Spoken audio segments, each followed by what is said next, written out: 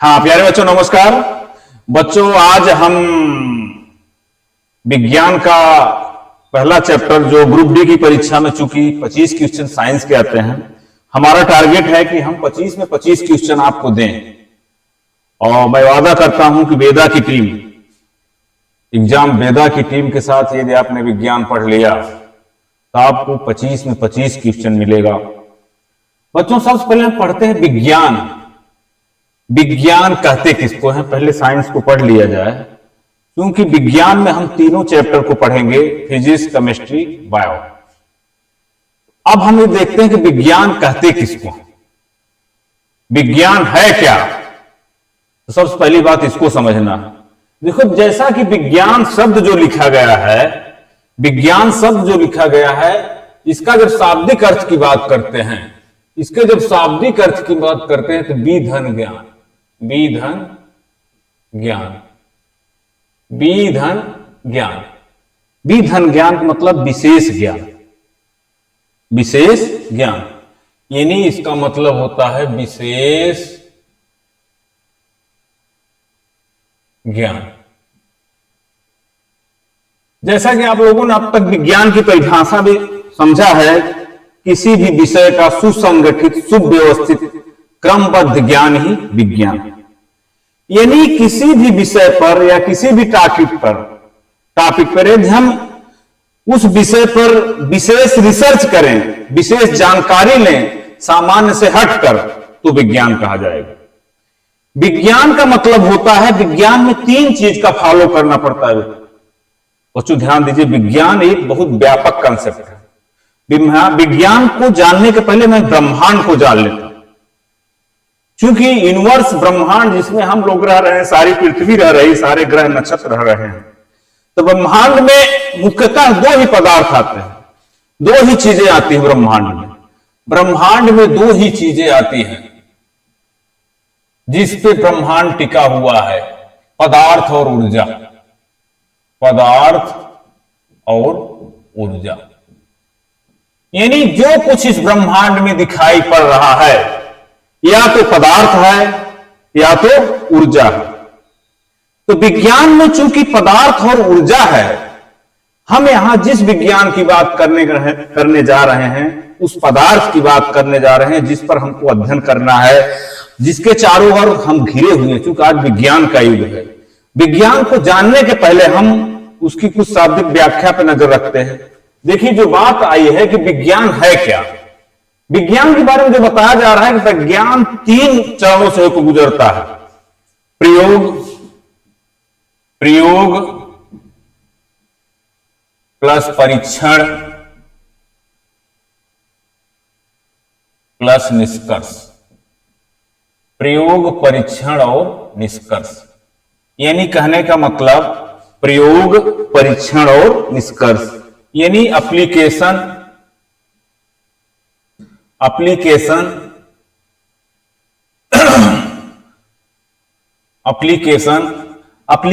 के बाद एग्जामिनेशन, फिर उसके बाद रिजल्ट।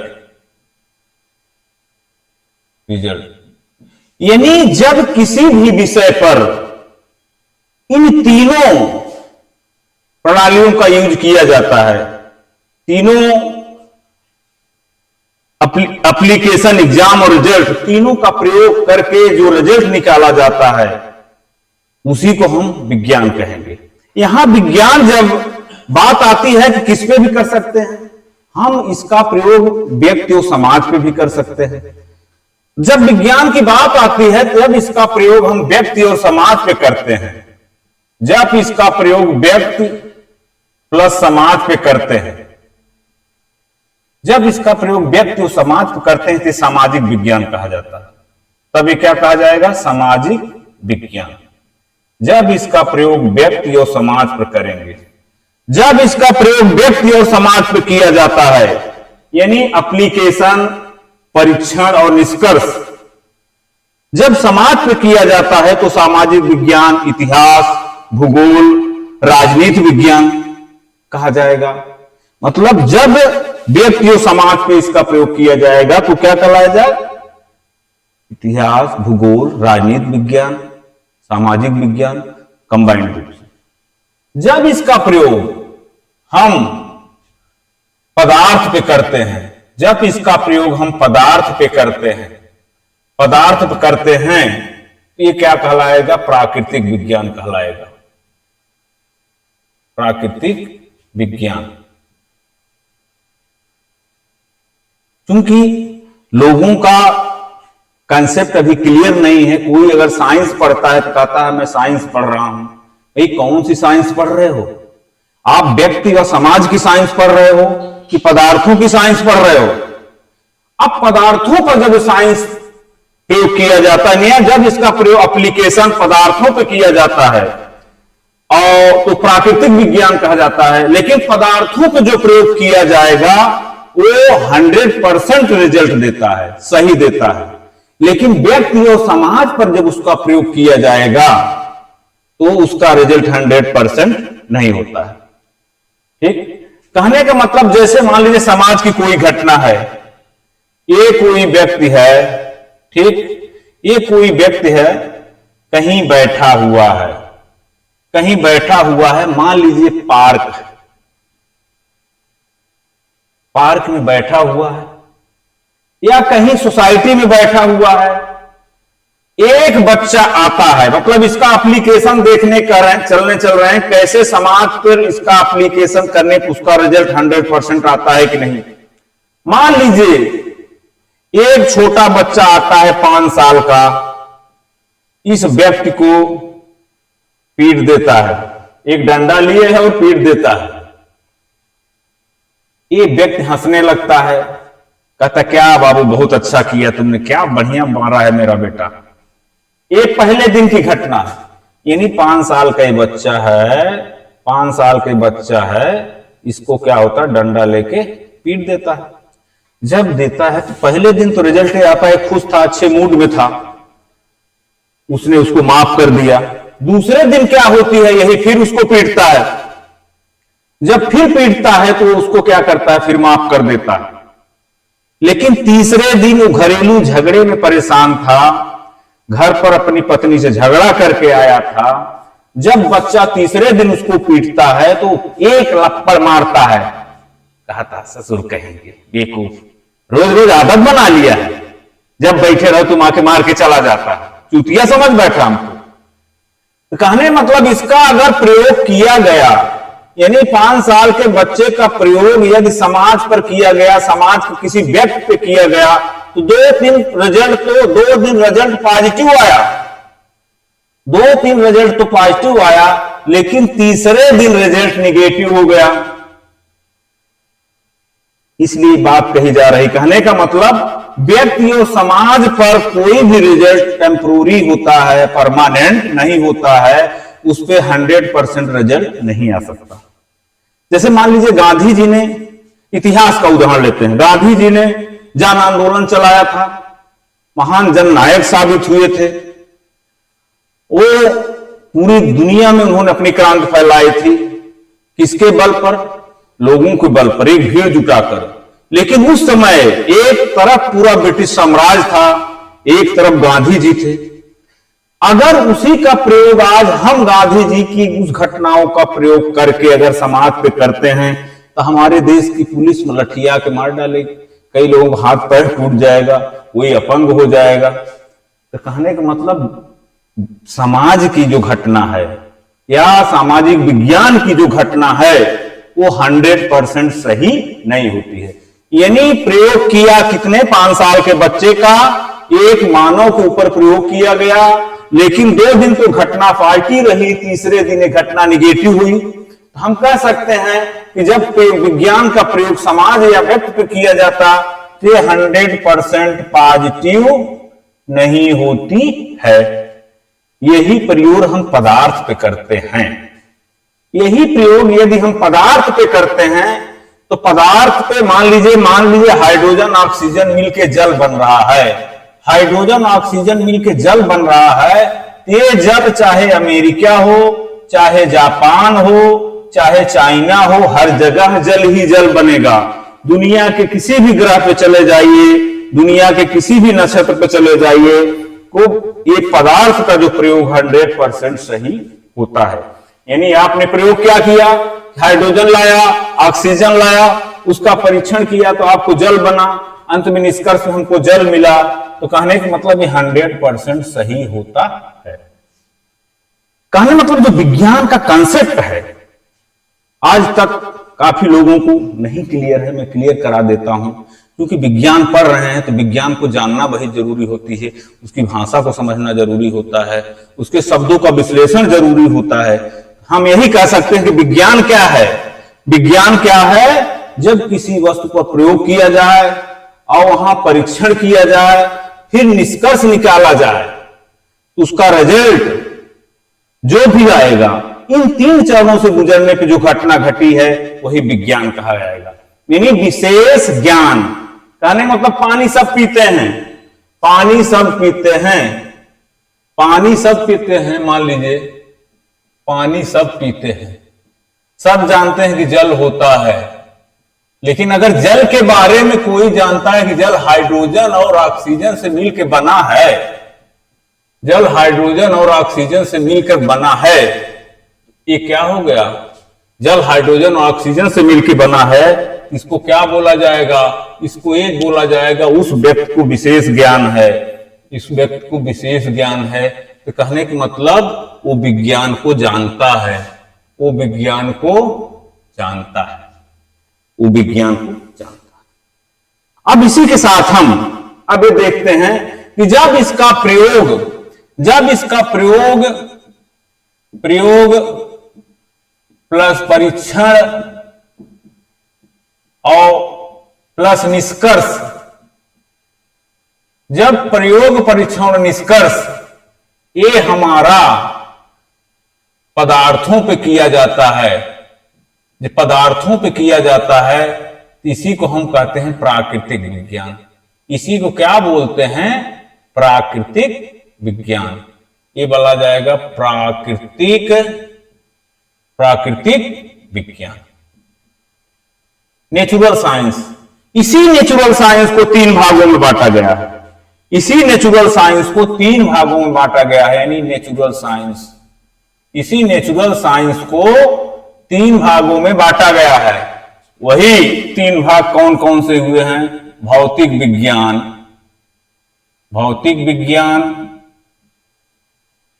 एक नंबर 1, दूसरा आपका रसायन विज्ञान,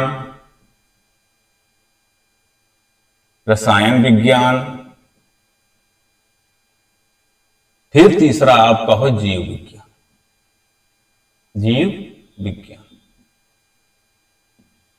कुल मिला के देखा जाए तो विज्ञान, जो प्राकृतिक विज्ञान है, केवल पदार्थों का ही अध्ययन करता है। ठीक है।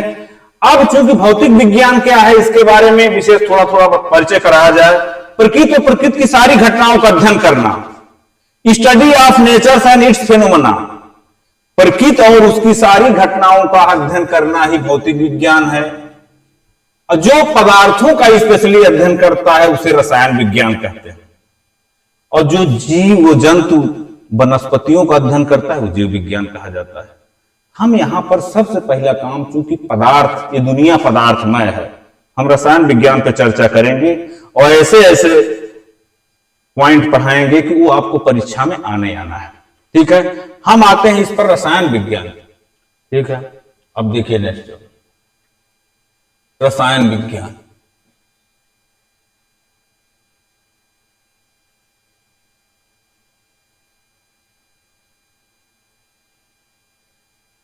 रसायन विज्ञान, देखिए रसायन विज्ञान जिसे केमिस्ट्री बोला जाता है,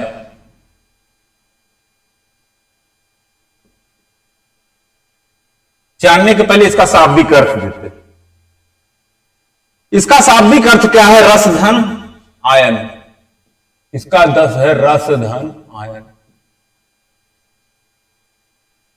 यानी बच्चों यहां रस का मतलब होता है पदार्थ, आयन का मतलब घर, यानी पदार्थों का घर, पदार्थों का घर, पदार्थों का घर। यहां हम विशेष तौर पर शाब्दिक अर्थ पे चलते हैं, यहां कंसेप्ट क्लियर करना है, ठीक है। हम भारी भरकम टफ परिभाषा देकर आपको टफ नहीं बनाना चाहते हैं। तो हम देख रहे हैं कि पदार्थों का घर, तो रसायन विज्ञान किसे कहते हैं, रसायन विज्ञान किसको कहा जाता है? तो रसायन विज्ञान विज्ञान की वह शाखा है जो पदार्थों पर अध्ययन करती है। पदार्थों का अध्ययन करने वाली शाखा को रसायन विज्ञान कहा जाता है। इन्हीं पदार्थों का अध्ययन करती है। किसकी अध्ययन करती है? पदार्थों का, पदार्थों का यानी मैटर्स, ठीक है।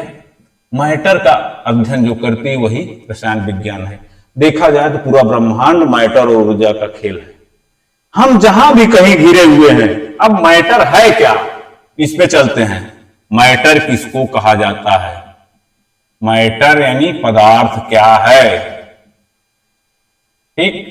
पदार्थ किसको कहा जाता है? इस ब्रह्मांड में हर वस्तु, यानी इसकी हम परिभाषा लिखते हैं कि पदार्थ है क्या?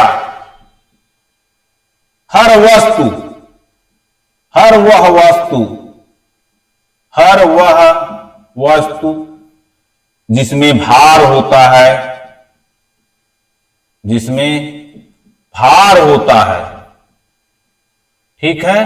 हर वह वस्तु जिसमें भार होता है और वह स्थान घेरती है, वह स्थान घेरती है, वह स्थान घेरती है, यानी हर वह वस्तु, हर वह वस्तु जिसमें भार हो और वह स्थान घेरती है। इस कमरे में देख लीजिए, पूरे ब्रह्मांड में सारी चीजें जो स्थान घेरे जिसमें भार हो। अब हम इस कमरे में देख रहे हैं, हमारे पास पेन है, ये बोर्ड है, ये ईंट दिखाई पड़ रही है, ये कुर्सी है, मेज है, चेयर है, पंखा है, ये छत है, या जितने भी मानव बैठे हैं सब पदार्थ की श्रेणी में आएंगे। कहने का मतलब हर वह वस्तु जिसमें भार हो, जो स्थान घेरे, वो पदार्थ है। हम ये कहेंगे क्या ये प्रकाश भी पदार्थ है? क्या प्रकाश पदार्थ है? ये जानना बहुत जरूरी है। यहां तो प्रकाश भी है, क्या प्रकाश पदार्थ है? क्या प्रकाश पदार्थ है? नहीं, क्योंकि अंधेरा हो जाए, यदि अंधेरा हो जाए, लाइट जला दो तो प्रकाश तो स्थान घेर लेगा, लेकिन इसमें कोई भार नहीं होता। प्रकाश में कोई भार नहीं होता, प्रकाश में भार नहीं होता है, नहीं होता है। स्थान तो घेरता है, स्थान घेरता है, स्थान घेरता है, ठीक। पदार्थ में क्या मतलब? प्रकाश में भार नहीं होता है, लेकिन वह स्थान घेरता है। चूंकि इसमें दोनों पॉइंट नहीं है, दोनों एलिमेंट इसमें नहीं पाए जा रहे हैं, दोनों गुण इसमें नहीं पाए जा रहे हैं। प्रकाश में केवल एक ही गुण पाया जा रहा है, स्थान घेरने का, इसलिए वो पदार्थ नहीं है। और तब क्या हो सकता है बेटो? ऊर्जा, ऊर्जा है। तो प्रकाश क्या है? एक ऊर्जा है। प्रकाश एक ऊर्जा है। अभी मैंने बताया आपको प्रकाश क्या है, ऊर्जा। मैंने अभी बताया कि ब्रह्मांड या तो पदार्थ है या तो ऊर्जा है। इस ब्रह्मांड में पदार्थ और ऊर्जा के अलावा किसी का अस्तित्व नहीं है। तो प्रकाश क्या है? इसमें ऊर्जा है। यानी जहां एक ही पॉइंट की कमी हुई, या वो भार घेरे या स्थान घेरे, तभी पदार्थ कैटेगरी में आएगा, अन्यथा वह ऊर्जा हो जाएगा। अब हम और जानते हैं, अब पदार्थ की व्याख्या किया जाए कि पदार्थ है क्या। ठीक है, पदार्थ, पदार्थ को आपने जान लिया कि पदार्थ में क्या चीज होती है? स्थान घेरना, स्थान घेरना और भार होना, भार होना।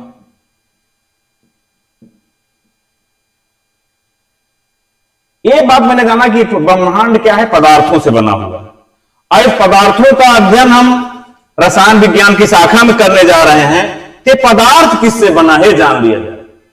पदार्थ किससे बना हुआ है, कहने का मतलब पदार्थ किससे बना हुआ है, तो पदार्थ हमारा किससे बना हुआ है, पदार्थ के लिए पदार्थ जो है अणुओं से बना है, अणुओं से बना है।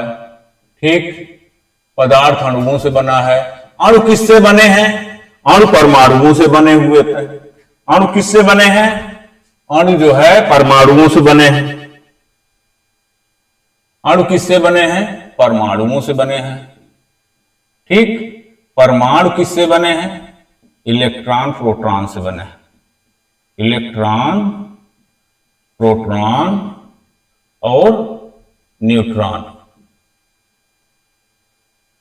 हम ये कह सकते हैं किसी घर को यदि हम बनाने जा रहे हैं तो घर की छोटी नींव क्या होती है, ईटा। घर है, यदि घर है तो घर के लिए सबसे छोटी नींव ईंट होती है। ईंट से क्या बनता है, दीवार बनती है। दीवार से कमरा बनता है, कमरा से मकान, घर बनता है। उसी प्रकार मानव शरीर ही ले लीजिए। मानव शरीर किससे बना हुआ है, मानव शरीर कोशिका से बना हुआ है।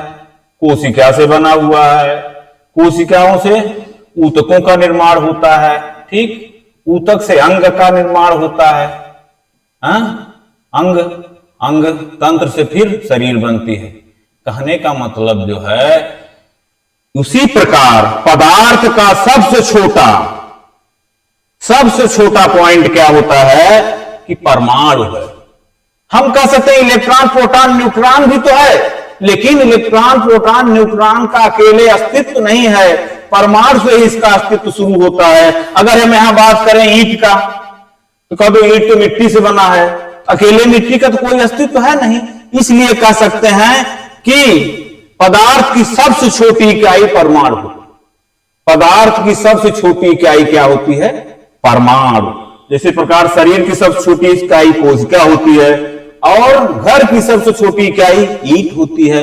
उसी प्रकार पदार्थ की सबसे छोटी इकाई क्या होती है, परमाणु होती है। अब हम जानते हैं कि इस परमाणु के बारे में कि आखिर कैसे क्रिएशन हुआ है, इस पर चर्चा करते हैं। अब आपने देखा पदार्थ है, पदार्थ किससे बना हुआ है, पदार्थ परमाणु अणुओं से बना हुआ है। अणु, ठीक, अणु किससे बना हुआ है, ये परमाणु। अणु परमाणुओं से। अब हम यहां अध्ययन करने चल रहे हैं कि पदार्थ की अवस्थाएं कितनी होती हैं। पदार्थ की अवस्था, ठीक है, पदार्थ की अवस्था। पदार्थ की अवस्था मेनली 3 अवस्थाएं होती है। वैसे तो 5 अवस्थाएं हैं, ठोस, द्रव, गैस, प्लाज्मा, बोर्स-आइंस्टाइन। कहने का मतलब हम यहां पर अध्ययन करने जा रहे हैं ठोस, द्रव और गैस। इन्हीं पदार्थ की 3 अवस्थाएं होती हैं। पदार्थ या तो ठोस रूप में रहेगा, जैसे ब्लैक बोर्ड ठोस रूप में है, ये हमारी पेन ठोस रूप में है, और या तो द्रव के रूप में है, जल है, जल या तो लिक्विड रूप में है, और गैस या तो गैस के रूप में है। वो प्लाज्मा जो चौथी अवस्था है, उसका अध्ययन हम बाद में करते हैं। अभी हम यही जाने कि पदार्थ होता क्या है। पदार्थ को, क्योंकि पदार्थ के बारे में जान गए कि 3 तत्वों से बना है, ठोस, द्रव, गैस। अब इसको जानने के पहले हम एक बात और जान लेते हैं कि अणु क्या है, अणु क्या है और परमाणु क्या है। ठीक, इन दोनों का मैं क्लेरिफिकेशन कर देता हूं आपको, अणु और परमाणु। ठीक है, पहले अणु को, परमाणु के बारे में जान लें। परमाणु है क्या, परमाणु और अणु। परमाणु किसको कहते हैं, अणु किसको कहते हैं। परमाणु किसी पदार्थ का सबसे छोटा कण होता है। अभी आपने देखा कि परमाणु पदार्थ की सबसे छोटी इकाई होती है। पदार्थ की सबसे छोटी इकाई, सबसे छोटी इकाई, पदार्थ की सबसे छोटी इकाई परमाणु होती है। अब पर ये भी पदार्थ की छोटी इकाई है, ये भी पदार्थ की छोटी इकाई है जो परमाणुओं से बनी होती है, जो परमाणुओं से बनी है। ठीक, परमाणु स्वतंत्र अवस्था में नहीं रह सकता है। परमाणु, लेकिन दो गुण हैं, परमाणु स्वतंत्र अवस्था में रह भी सकता है, नहीं भी रह सकता है, नहीं भी रह सकता है। लेकिन अणु हमेशा स्वतंत्र अवस्था में रहता है। अणु हमेशा स्वतंत्र अवस्था में रहता है। अब परमाणु रासायनिक अभिक्रिया में भाग लेता है। कहने का मतलब, अगर हमको जल बनाना हुआ या हाइड्रोजन का अणु बनाना हुआ तो हम क्या करते हैं कि हाइड्रोजन के परमाणुओं से ही संयोग कराएंगे, ना कि अणुओं से। तो है क्या होता है कि रासायनिक अभिक्रिया में भाग ले सकता है, रासायनिक अभिक्रिया में भाग ले सकता है। ठीक, अणु रासायनिक अभिक्रिया में भाग नहीं लेता है। रासायनिक अभिक्रिया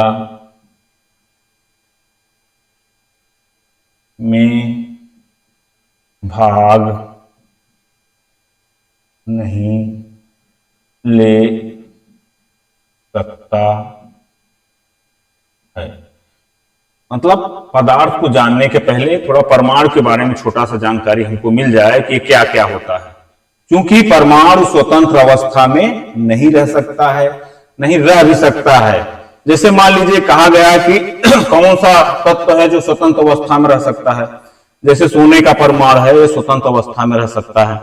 ठीक है, अब ये रासायनिक क्रिया में भाग ले सकता है। मान लीजिए हम कार्बन के दो अणु मिला दिए तो C2 बन गया, या H प्लस H1 मिला दिए तो क्या हुआ, H2 बन गया। कहने का मतलब जो संरचना बनती है वो परमाणुओं के सहयोग से बनती है, अणुओं के सहयोग से नहीं बनती है। ठीक है, ये रासायनिक अभिक्रिया में भाग ले सकता है, अणु रासायनिक अभिक्रिया में भाग नहीं ले सकता है। अब हम अध्ययन करते हैं पदार्थ की अवस्थाओं। अब पदार्थ की अवस्थाओं के बारे में अध्ययन करते हैं। पदार्थ की अवस्थाएं क्या होती? ठोस। पहले ठोस के बारे में अध्ययन करते हैं। ठोस के अणुओं के बीच, मान लीजिए ये है ठोस, ये ठोस है। ठोस के अणुओं के बीच जो है ऐसे छोटे छोटे अंतराणविक स्थान होते हैं, यानी इनके बीच जो है स्थान होते हैं, उनको अंतराणविक स्थान कहा जाता है।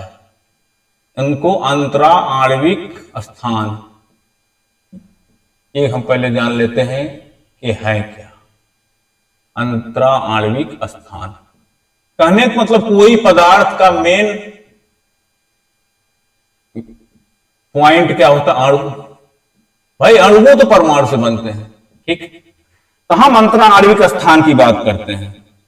अंतराणविक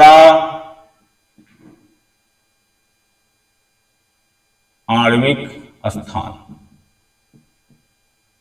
अंतराणविक स्थान यानी किसी भी पदार्थ के दो अणुओं के बीच जो स्थान होता है बहुत कम होता है। क्या होता है? बहुत कम होता है। इनके बीच जो अंतराणविक स्थान होता है बहुत कम होता है। इसीलिए जो है ठोस एक दूसरे से जकड़े रहते हैं। आप बताइए, हम आप आ जाए एक दूसरे को पकड़ ले तेजी से, तो कोई छुड़ा पाएगा? नहीं छुड़ा पाएगा। क्योंकि इनके बीच अंतराणु का स्थान बहुत कम होता है, इनके अणु बहुत पास पास होते हैं। ठीक है, अंतराणु का स्थान बहुत कम होता है। उसके बाद इनके बीच अंतराणु का स्थान बहुत कम होता है। जब अंतराणु का स्थान कम होगा, इनका गलनांक बहुत अधिक होगा। गलनांक बहुत अधिक होगा, बहुत अधिक होता है। गलनांक बहुत अधिक क्यों होता है? जब कोई अणु एक पास पास इतना जकड़े हुए हैं, उनको ज्यादा गर्म किया जाएगा तभी पिघलेंगे वो। तो कहने का मतलब इनका गलनांक बहुत अधिक होता है। घनत्व की बात, घनत्व जो है, घनत्व बहुत अधिक होता है, अधिक होता है। आप लोग जानते हैं घनत्व किसे कहते हैं? घनत्व माने होता है द्रव्यमान बटा आयतन। डेंसिटी, डेंसिटी माने होता है द्रव्यमान बटा आयतन। आयतन किस पर? अगर आयतन कम होगा तो घनत्व बढ़ेगा कि नहीं? आप देख रहे हैं घनत्व जो है आयतन के व्युत्क्रमानुपाती हो रहा है, यानी आयतन कम होगा तो घनत्व बढ़ जाएगा। क्योंकि दोनों अणुओं के बीच वॉल्यूम बहुत कम है, वॉल्यूम बहुत कम है। यदि वॉल्यूम कम है तो क्या होगा? इनका घनत्व बहुत अधिक होगा। इसीलिए ठोस के अणु जो हैं एक दूसरे से खूब जकड़े रहते हैं। पत्थर है, ईंटा है, ये है, सब कुछ क्या है, इनके बीच अंतराणविक स्थान बहुत कम होता है, इसीलिए इनका गलनांक बहुत अधिक होता है। दूसरी बात, इनका आयतन और आकार दोनों निश्चित होता है। आयतन एवं आकार, आयतन आकार दोनों निश्चित होता है। आयतन और आकार दोनों निश्चित होता है। कहने का मतलब ठोस का आयतन और आकार दोनों निश्चित होता है। कोई ईंटा है, मान लीजिए ठोस है, उसको जिसमें रख देंगे उतना ही आयतन रहेगा, चाहे जहां उठा के रखो, क्योंकि वो टूट फूट तो सकता नहीं। जब टूट जाएगा तो अलग की बात है, लेकिन अगर अपने रूप में है, अपने शेप और साइज में है, तो हमेशा वही रहेगा। अब हम चलते हैं द्रव के बारे में। अब हम चलते हैं द्रव के बारे में। जो पदार्थ की दूसरी अवस्था है द्रव है। पदार्थ की दूसरी अवस्था द्रव है। देखिए द्रव के बारे में देखते हैं बच्चों कि द्रव के जो अणु होते हैं एक दूसरे से थोड़ा दूर रहते हैं, एक दूसरे से दूर रहते हैं। कहने का मतलब जब इसकी प्रॉपर्टी की बात करते हैं, ये द्रव है। द्रव के प्रॉपर्टी की बात करते हैं, तो द्रव के प्रॉपर्टी की बात करते हैं तो क्या होते हैं कि इनके बीच जो अंतरा आणविक स्थान होता है ठोस से कम होता है। इनके बीच अंतराणविक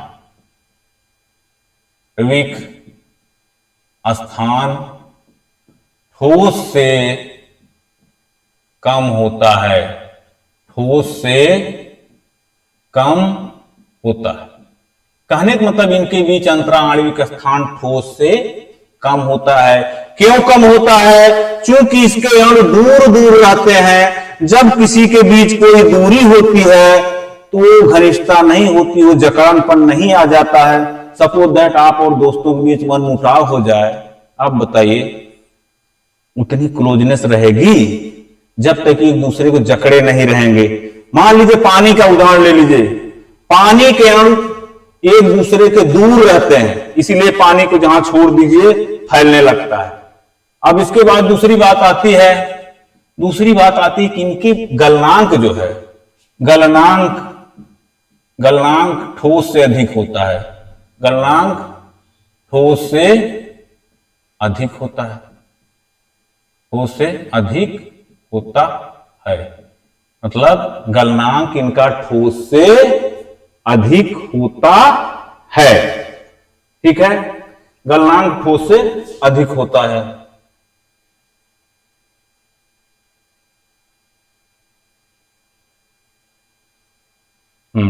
गलनांक ठोस से अधिक होता है। घनत्व जो है, घनत्व भी ठोस से अधिक होता है, ठोस से अधिक होता है। ये रीजन जाना है, अधिक होता है। घनत्व भी ठोस से अधिक होता है। क्यों? आपने देखा डेंसिटी इक्वल टू m/v है, द्रव्यमान बटा आयतन होता है। चूंकि अणुओं के बीच वॉल्यूम बढ़ गया, वॉल्यूम बढ़ गया, वॉल्यूम अगर बढ़ गया, जब वॉल्यूम बढ़ेगा तो घनत्व कम हो जाएगा कि नहीं? वॉल्यूम बढ़ गया तो घनत्व कम हो जाएगा कि नहीं? तो कहने का मतलब पदार्थ के अणुओं के बीच क्या होता, मतलब द्रव के अणुओं के बीच, द्रव के अणुओं के बीच जो घनत्व होता है ठोस से अधिक होता है, ठोस से अधिक होता है। सॉरी, ठोस से कम होता, सॉरी मिस्टेक हो गया। क्योंकि आयतन बढ़ेगा, आयतन बढ़ेगा तो आयतन बढ़ेगा तो कम हो जाएगा, ठोस से कम होता है। यहां थोड़ा मिस्टेक हो गया, ठोस से कम होता है, कम होता है। ठीक, ठोस से जो है कम होता है। इसमें फिर अंतराणविक स्थान हो गया, गलनांक ठोस से अधिक होता है, घनत्व ठोस से कम होता है। क्योंकि घनत्व मतलब होता है कि जैसे छोटा सा स्थान, वहां बहुत सारे लोग घुसे हो, लेकिन यहां क्या होता है, स्थान तो छोटे होता है लेकिन लोग कम होते हैं, अणु कम होते हैं, इसलिए क्या होता है, उनका घनत्व कम होता है। अब आते हैं आयतन और आकार पर। देखिए होता क्या है कि द्रव का आयतन, द्रव का आयतन तो निश्चित होता है, द्रव का आयतन निश्चित होता है, लेकिन आकार अनिश्चित होता है, लेकिन आकार अनिश्चित होता है, आकार अनिश्चित होता है।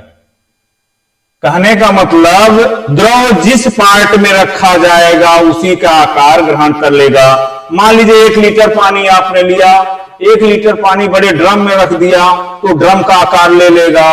1 लीटर पानी एक गिलास में रख रहे हैं बड़ी सी, तो गिलास का आकार ले लेगा। अगर उसके फर्श पे फैला दे रहे हैं तो फर्श पे पूरा फैल जाएगा। इसलिए उसका क्या होता है, आयतन तो निश्चित होता है, वो 1 लीटर ही रहेगा, लेकिन जहां भी डाल देंगे वो आकार के रूप में फैल जाएगा। कह सकते हैं कि द्रव का आयतन तो निश्चित होता है लेकिन आकार अनिश्चित होता है। नेक्स्ट पॉइंट पर हम चलते हैं, गैस।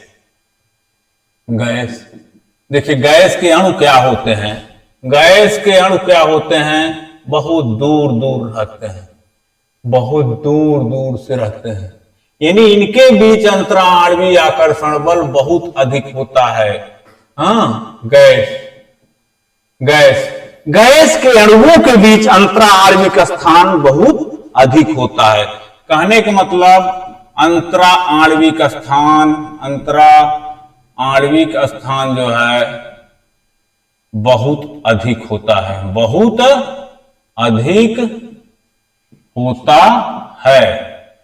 मतलब इसलिए वो आसानी से फैल जाते हैं। मतलब एक गैस ही कमरे में छोड़ दिया जाए, 1 सेंट छोड़ दिया जाए तो इस कमरे में बहुत आसानी से फैल जाएगा, क्योंकि इसके अणु बहुत दूर दूर होते हैं। ठीक है। और रही बात जो है फिर गलनांक की, गलनांक, इसका गलनांक बहुत कम होता है, बहुत कम होता है। देखिए अगर गलनांक कम क्यों होता है, क्योंकि गलनांक ज्यादा तब होगा जब अणु पास पास रहते हैं, पास पास रहते हैं तो उनको तोड़ना मुश्किल हो जाता है, उनको गर्मी देनी पड़ती है, गर्मी से पिघलते हैं तब दूर भागते हैं। लेकिन गैस के अणु तो ऑलरेडी दूर दूर हैं तो उन पर गलनांक बहुत कम होगा, यानी थोड़ा सा गर्म कर दीजिए तो दूर दूर भागने लगते हैं। ठीक है। गलनांक। तीसरी बात जो है घनत्व की आती है। घनत्व जो है बहुत कम होता है, बहुत कम होता है। कम होने का रीजन आपने समझ लिया कि इनके अणु बहुत दूर दूर रहते हैं, तो घनत्व density equal to m upon v होता है। m अपान v का मतलब v बढ़ जाता है, वॉल्यूम बढ़ गया। अगर वॉल्यूम बढ़ गया तो डेंसिटी ऑटोमेटिक कम हो जाएगी। घनत्व बहुत कम होता है, क्योंकि इसके अणु इतनी दूर दूर होते हैं तो वॉल्यूम बढ़ जाएगा। अगर वॉल्यूम इंक्रीज हुआ तो ये कम हो जाएगा, क्योंकि डेंसिटी वॉल्यूम के व्युत्क्रमानुपाती होती है, इनवर्सली प्रोपोर्शनल होती है। ठीक है, अब आती है चौथी बात कि आयतन।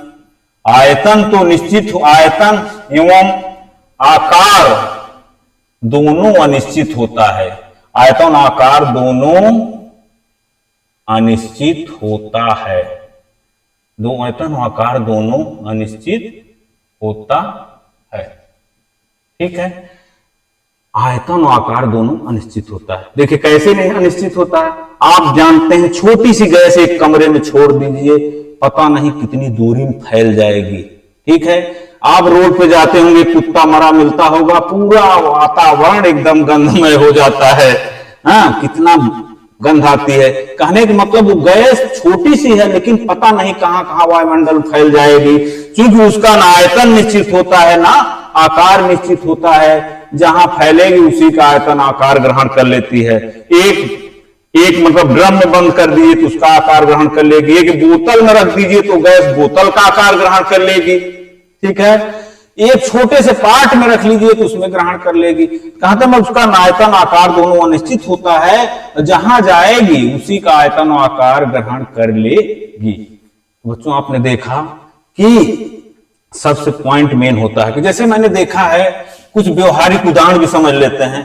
कहते हैं कि गर्म खाना की महक बहुत अच्छी लगती है। आप बताइए, शाम को जहां गर्म खाना बनता है, जहां गर्म खाना बन रहा हो, या अच्छा पनीर बन रहा हो, जीभ में पानी आ जाता है कि यार पड़ोस के यहां जो बहुत अच्छा भोजन बन रहा है। क्यों? क्योंकि जब पदार्थों का तापमान बढ़ता है, यानी तापमान बढ़ने पर इनके अणु जो है बहुत तेजी से भागते हैं, अणु बहुत तेजी से गमन करते हैं, बहुत तेजी से गमन करते हैं, बहुत तेजी से गमन करते हैं। कहने का मतलब गैस जो है, गैसों का अगर तापमान बढ़ा दिया जाए तो वो टेम्परेचर की वजह से उनका स्पीड और तेज बढ़ जाती, बहुत तेज बढ़ जाती है। इसलिए आप बासी खाना कभी महकता नहीं देखेंगे पड़ोस के घर में। अब पड़ोस के घर में अगर ताजा खाना बन रहा है, पूरी कहीं पक रही है, तो आपकी नाक में 1 किलोमीटर पहुंच जाएगी कहीं पूरी महक रही है। इसका मेन रीजन यही है, क्योंकि जब गैसों पर ताप का प्रभाव पड़ता है तो बहुत तेजी से वे प्रसार होता है, वो हमारी नाक पे बहुत आसानी से पहुंच सकती है।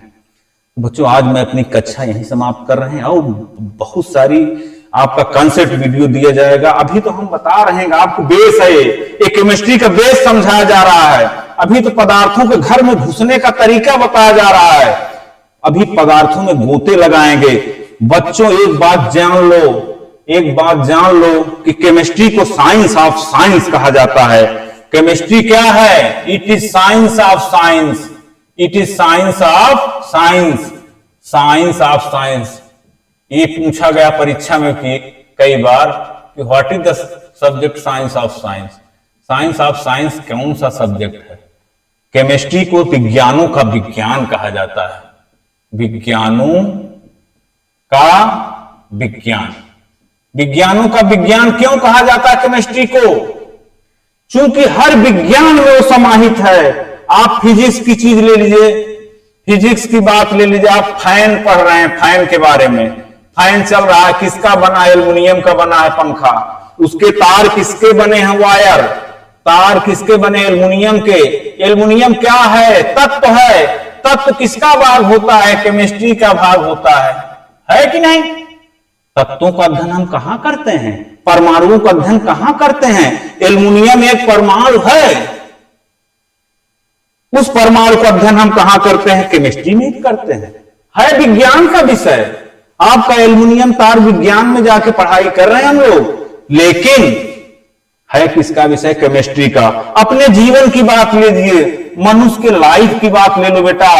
मनुष्य का लाइफ, हम हर समय सांस में क्या लेते हैं? ऑक्सीजन लेते हैं, लेकिन हमारा विषय जीव विज्ञान है कि नहीं? हमारी बॉडी कहां अध्ययन करते हैं? जीव विज्ञान में। जीव विज्ञान में हमारी शरीर किससे बना हुआ है? हमारा शरीर किससे बना है? हमारा शरीर कार्बन, हाइड्रोजन, ऑक्सीजन, नाइट्रोजन, खाते क्या हैं? कार्बोहाइड्रेट लेते हैं, फैट लेते हैं, वसा, विटामिन लेते हैं। ये सब क्या है? ये सब केमिस्ट्री का विषय है। यानी इसीलिए केमिस्ट्री को साइंस ऑफ साइंस कहा जाता है, विज्ञानों का विज्ञान कहा जाता है। ठीक, इसलिए बच्चों अभी केमिस्ट्री में इतने गूंते लगाएंगे हम लोग कि लगेगा कि क्या होने जा रहा है। एक एक कंसेप्ट क्लियर होगा। आपकी परीक्षा में 2500 से 2500 सवाल हमारे पढ़ाए हुए चैप्टर से आएंगे।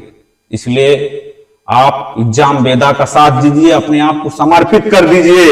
एग्जाम वेदा हमेशा आपके लिए तैयार है। अभी सारे ऑब्जेक्टिव टाइप क्वेश्चन पढ़ाएंगे आपको, बहुत सारे। हम ये कहेंगे आप जो भी मैं लिख रहा हूं उसको नोट्स भी बनाते चलिए। अभी आपको पीडीएफ भी प्रोवाइड कराई जाएगी, हर एक प्रैक्टिस सेट करवाया जाएगा। एक एक क्वेश्चन खोज करके अपने सारे अनुभव को आपको सामने उतार देंगे। और हमारी टीम के साथ यदि आप मेरा हाथ गारंटी देता हूं कि विज्ञान में ग्रुप डी की परीक्षा में 25 से 25 प्रश्न हल होंगे। बच्चों इसी तरीके से अच्छा समाप्त करते हैं। जय हिंद, जय भारत।